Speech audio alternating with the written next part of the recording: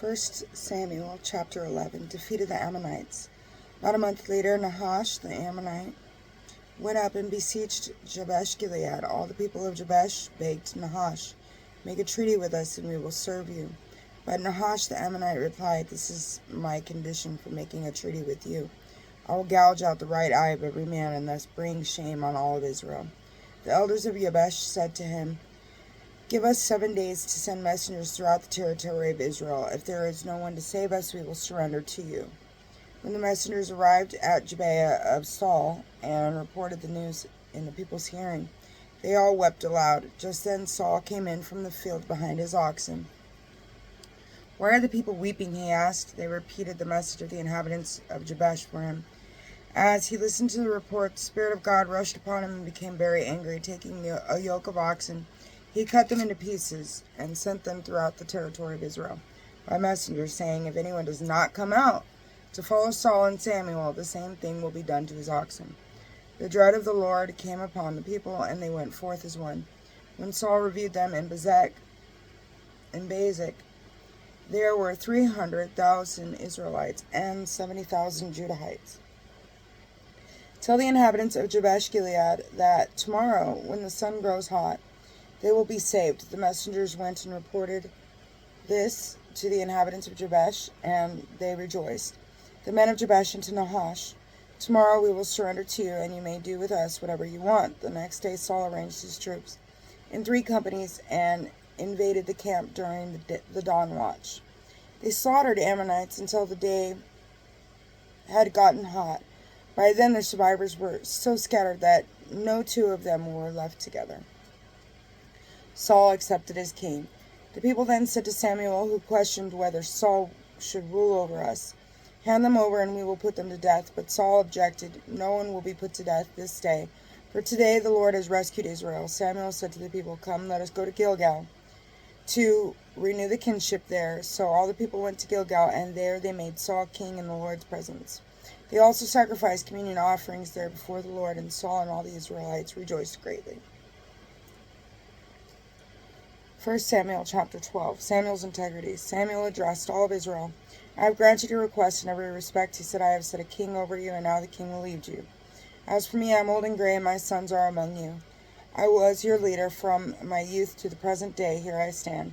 Answer me in the presence of the Lord and the Lord's anointed. Whose ox have I taken? Whose donkey have I taken? Whom have I cheated? Whom have I wronged? From whom have I accepted a bribe and shut my eyes because of it?" "I will make restitution to you," they replied. "You have neither cheated us, nor oppressed us, nor accepted anything from anyone, nor accepted." So he said to them, "The Lord is witness against you this day, and the Lord's anointed is witness that you have found nothing in my possession." "The Lord is witness," they said. Samuel admonishes the people. Samuel continued, "The Lord is witness, who appointed Moses and Aaron and brought your ancestors up from the land of Egypt.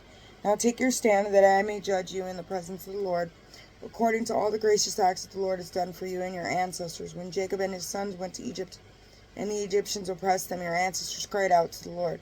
The Lord then sent Moses and Aaron to bring them out of Egypt and settled them in this place. But they forgot the Lord their God, and so the Lord sold them into the power of Sisera, the captain of the army of Hazor, the power of the Philistines, and the power of the king of Moab, who made war against them. They cried out to the Lord and said, 'We have sinned because we abandoned the Lord and served the Baals and Astartes. Now deliver us from the power of our enemies, and we will serve you.' The Lord sent Jerubbaal, Barak, Jephthah, and Samuel. He delivered you from the power of your enemies on every side, so that you could live in security. Yet when you saw Nahash, king of the Ammonites, advancing against you, and said to me, 'No, a king must rule over us, even though the Lord your God is your king.' Warnings for people and king. Now here is the king you chose. See, the Lord has given you a king. If you fear and serve the Lord, if you listen to the voice of the Lord, and do not rebel against the Lord's command, if both you and the king who rules over you follow the Lord your God, well and good. But if you do not listen to the voice of the Lord, and if you rebel against the Lord's command, the hand of the Lord will be against you and your king. Now then, stand ready to witness the great marvel the Lord is about to accomplish before your eyes. Are we not in the harvest time for wheat? Yet I will call upon the Lord, and he will send thunder and rain, Thus you will see and understand how great and evil it is in the eyes of the Lord that you have asked for a king. Samuel called upon the Lord, and the Lord sent thunder and rain that day, assistance promised.